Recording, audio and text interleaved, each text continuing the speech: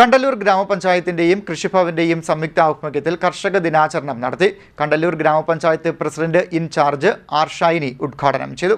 കണ്ടല്ലൂർ ഗ്രാമപഞ്ചായത്തിന്റെയും കൃഷിഭവന്റെയും സംയുക്താഭിമുഖ്യത്തിൽ കർഷക ദിനാചരണം സംഘടിപ്പിച്ചു. കണ്ടല്ലൂർ ഗ്രാമപഞ്ചായത്ത് പ്രസിഡന്റ് ഇൻചാർജ് ആർ ഷൈനി ഉദ്ഘാടനം നിർവഹിച്ചു. നെൽകൃഷി തിരികെ കൊണ്ടുവരണമെന്നാണ് എനിക്ക് പറയാനുള്ളത്. കാരണം നമുക്ക് ഒരുപാട് പാടശേഖരങ്ങൾ ഒരുപാട് ധാരാളമായിട്ട് കണ്ടല്ലൂർ പഞ്ചായത്തുണ്ട്. കണ്ടല്ലൂർ തെക്കൻ പ്രദേശത്തോട്ട് പോയാലും ഈ പുതിയവള ഭാഗത്തായാലും ഒരുപാട് പാടശേഖരങ്ങൾ തരിശു കിടക്കുന്ന കാഴ്ചയാണ് നമുക്ക് കാണുന്നത്. അവിടെ എന്തുകൊണ്ടാണ് ഈ പാടശേഖരങ്ങൾ നമുക്ക് കൃഷി ഉപയുക്തമാക്കി മാറ്റാൻ സാധിക്കാത്തത്?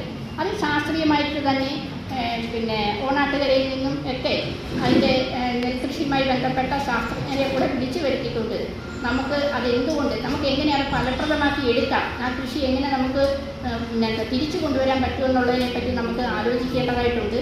ആലോചിച്ചുകൊണ്ട് നമുക്ക് വേണ്ട സഹായങ്ങൾ ഡിപ്പാർട്ട്മെൻറ്റിൻ്റെ ഭാഗത്തു നിന്നുണ്ടാകണം. എന്നാൽ ഞാൻ രാവിലെ കൃഷി ഓഫീസറുമായിട്ട് സംസാരിച്ചതും ഈ വിഷയം തന്നെയാണ്.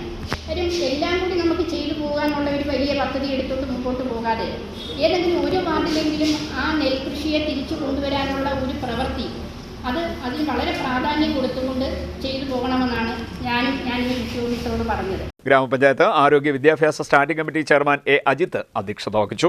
മികച്ച കർഷകരെ ജില്ലാ പഞ്ചായത്ത് ക്ഷേമകാര്യ standing committee chairperson D Ambujakshi ആദരിച്ചു. കൃഷി ഡെപ്യൂട്ടി ഡയറക്ടർ പി സുമാറാണി പദ്ധതി വിശദീകരണം നടത്തി.